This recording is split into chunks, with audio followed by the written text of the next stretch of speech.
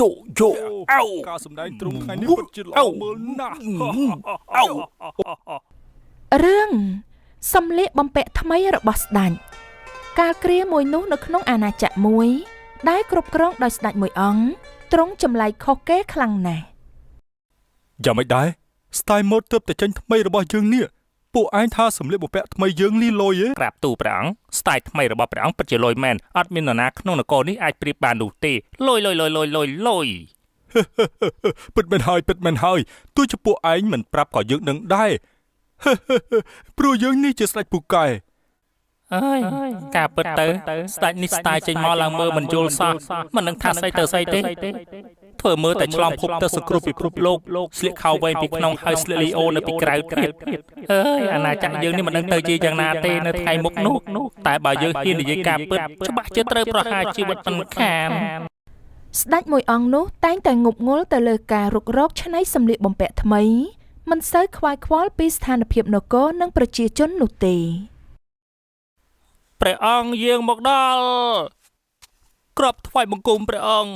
អ្នកទាំងអស់គ្នាត្រូវតែច្នៃម៉ូដសម្លៀកបំពាក់ថ្មីរាល់ថ្ងៃទៅតាមអ្វីដែលយើងចង់បានយើងនឹងចេញម៉ូដថ្មីសម្រាប់អ្នកដេរឲ្យយើងឲ្យបានឥតខ្ចោះបំផុត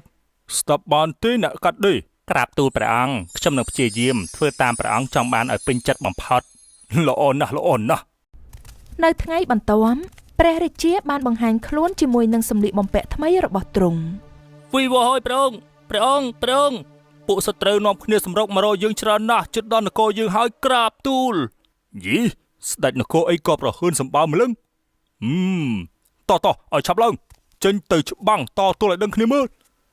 ចាំយើងមកផ្លែតយើងទៅផ្លាស់សម្លៀកបំពាក់សិនក្រាបទូលព្រះអង្គអើយអញអើយតោះពួកយើងចេញដំណើរយើងរៀបរាល់ហើយចេញច្បាំងលើកនេះដឹងតែឈ្នះហ្មងព្រោះឈុតនេះយើងត្រៀមទុកចាំថ្ងៃនេះយូរហើយតោះយូរទៅដំណឹងនេះបានសាយភាយពេញនគរសាយនេះយើងគួរស្លៀកពាក់បែបម៉េចទៅពិបាកចិត្តដល់ហើយនៅឯទីប្រជុំជនប្រជាជនណាក៏ដឹងថាស្ដេចនោះឆ្លក់វង្វេងតែជាមួយការតុបតែងខ្លួនការស្លៀកពាក់ចម្លែកនិងការផ្លាស់ប្ដូរឈុតរៀងរាល់ពេលតែថាស្ដេចនោះតែងតែចំណាយប្រាក់កាសនិងទ្រព្យសម្បត្តិជាច្រើនទៅលើការច្នៃសម្លៀកបំពាក់ហើយទ្រង់បដូរវាជារៀងរាល់ម៉ោងថែមទៀតមិនដែលគិតគូរពីសុខទុក្ខប្រជាជនសោះពិតជាស្ដេចល្ងីល្ងើមែនអើយមែនហ្នឹងហើយពិតជាចំណាយពេលខ្ជះខ្ជាយណាស់គួរឲ្យសោកស្ដាយណាស់ពួកឯងទាយទៅមើលថាពួកឯងកុំចិត្តតែមាត់លឺពេកតិចលឺដល់ស្ដេចនោះនឹងដាក់ទោសលើពួកយើងមិនខានប្រយ័ត្នក្បាលមិនជាប់នឹងស្មាទៅអានាងយើងថាទ្រូប្រកាសជាស្លៀកប៊ីគីនីហើយមើលទៅ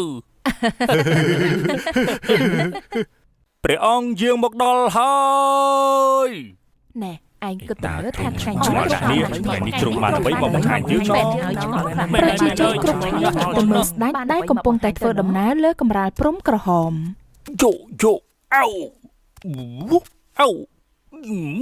អូការសម្ដែងត្រង់ថ្ងៃនេះពិតជាល្អមើលណាស់ប្លែកបោះគេចាប្លែកបោះគេនេះចាការសម្ដែងត្រង់ថ្ងៃនេះពិតជាល្អមើលណាស់សម្លៀកបំពាក់បានលេចលឺសាយភាយពីពេញនគររហូតដល់នៅក្នុងព្រៃដ៏ជ្រៅមួយដែលមានបងប្អូនកំសត់2នាក់បងប្រុសត្រីអាំងឆ្អិនហើយនេះឯងញ៉ាំទៅបងមានរឿងមួយចង់ប្រាប់ឯងហ៎រឿងអីទៅណាបងជួនជាមានស្ដេចល្ងងអញ្ចឹងពួកយើងគួរតែទៅបោកទ្រព្យសម្បត្តិស្ដេចនោះឯណានៃម្ដងបាទបងខ្ញុំស្ដាប់តាមបងទាំងអស់ពុកម៉ែស្លាប់ហើយមានតែ2នាក់យើងនៅកំដរគ្នាបងទៅណាខ្ញុំទៅនឹងដែរហើយល្អណាស់បងសន្យាថានឹងអាចធ្វើឲ្យជីវភាពពួកយើងល្អប្រសើររស់នៅដោយសុខសប្បាយគ្មានភាពផិតភ័យរឿងអត់អាហារហើយតែងតែរត់គេចដូចពេលនេះនោះទេពេលមានលុយហើយចាំពួកយើងចាក់ចេញពីទីនេះទៅកន្លែងឆ្ងាយអត់មាននរណារកឃើញបានដល់ពេលនោះយើងនឹងរស់នៅដោយសប្បាយរីករាយមានក្តីសុខហើយមិនយូរប៉ុន្មានជនបោកប្រាស់2នាក់នោះក៏បានចូលវាំងទៅគាល់ស្ដេចតាមផែនការរបស់ពួកគេយើងឮមកថា2នាក់ឯនេះចេះច្នៃម៉ូដដ៏ចំណានផង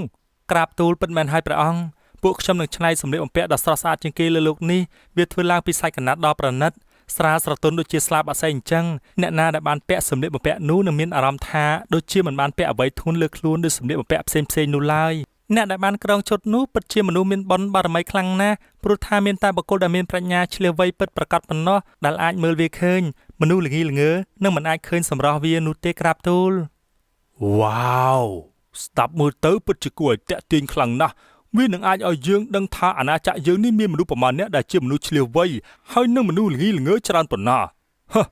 ពួកអ្នកទាំងពីរឆាប់ទៅធ្វើវាឲ្យបានលឿនមកឲ្យលឿនមកយើងចង់ដឹងណាស់នេះ បាទទទួលបញ្ជាក្រាបទូលព្រះអង្គតែពួកខ្ញុំសុំពេល3ថ្ងៃដើម្បីធ្វើវាឲ្យរួចរាល់ក្រាបទូល បាន ដោយសារតែខ្លាចគេសង្ស័យជនបោកប្រាស់ពីរនាក់នោះក៏ធ្វើពុតជាកំពុងតែមមាញឹកជាមួយនឹងការច្នៃសម្លៀកបំពាក់តែតាមការពិតទៅគឺពួកគេគ្មានអ្វីធ្វើនោះឡើយ ពួកគេទាំងពីរកំពុងតែធ្វើអីហេតុអីបានជាយើងមើលមិនឃើញអ្វីសោះអញឬមួយបានន័យថាយើងនេះជាមនុស្សល្ងីល្ងើដូចជាគេថាពិតមែន 3 ថ្ងៃក្រោយមក ហើយយ៉ាសម្រាប់យើងនៅតែស្រស់សង្ហាដូចរាល់ដងហេដល់ថ្ងៃល្មមដែលជាងពីរអ្នកនោះកាត់សម្លៀកបំពាក់ពិសេសនោះយើងរួចរាល់ ភ្លាមនោះស្ដេចក៏គិតទៀតថា ចុះបើសិនជាយើងមិនអាចមើលឃើញសម្លៀកបំពាក់នោះប្រជាជននឹងអ្នកឯទៀតប្រកាសជាគិតថាយើងនេះល្ងងមិនសមនឹងតំណែងជាស្ដេចនៅអាណាចក្រនេះនោះទេហើយប្រកាសជាចាប់មិនខានគួរតែឲ្យលោកអាមាត្យចំណិតរបស់យើងទៅពិនិត្យមើលមុនសិនបើសិនជាគេអាចមើលឃើញយើងក៏អាចមើលឃើញដែរ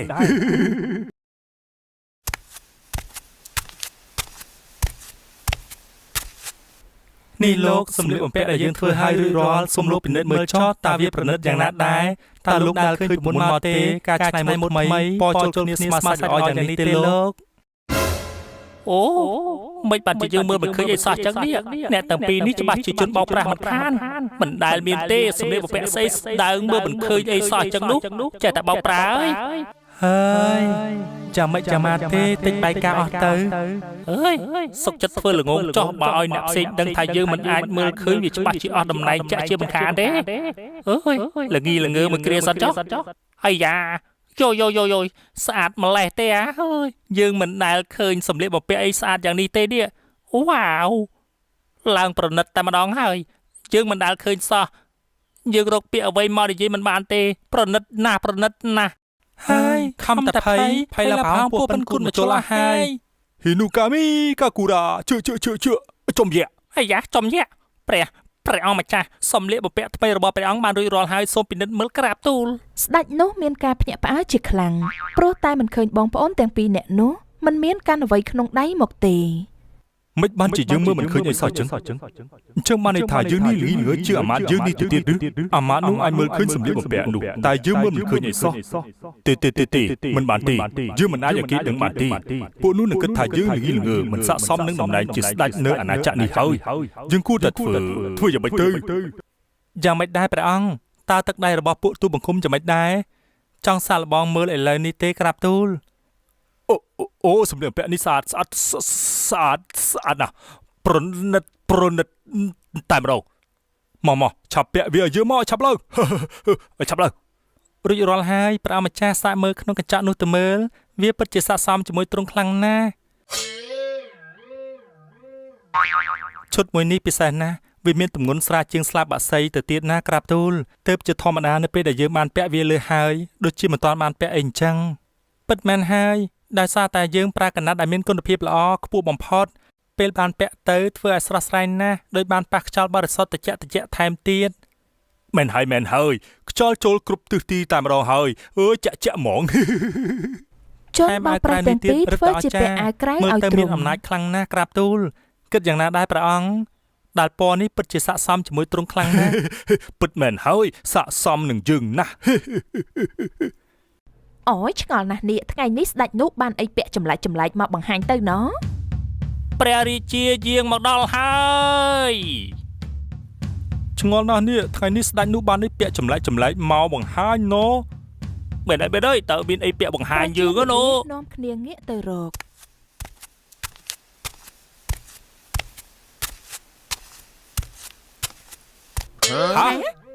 WTF ពីមុន ទ្រុកគិតស្អីដឹង តែស្លៀកសម្លៀកបំពាក់ ពីមុនស្ដេចនេះតែងតែពាក់សម្លៀកបំពាក់ចម្លែកៗ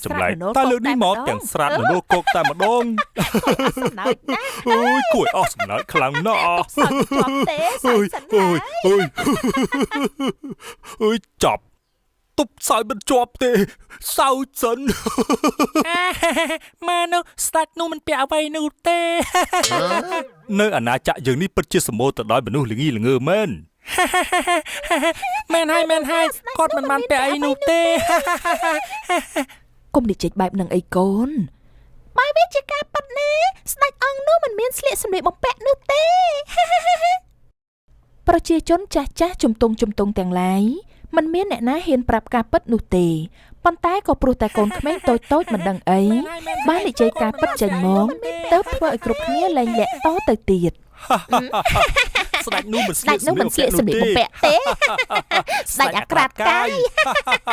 មិនចេះខ្មាស់គេសោះ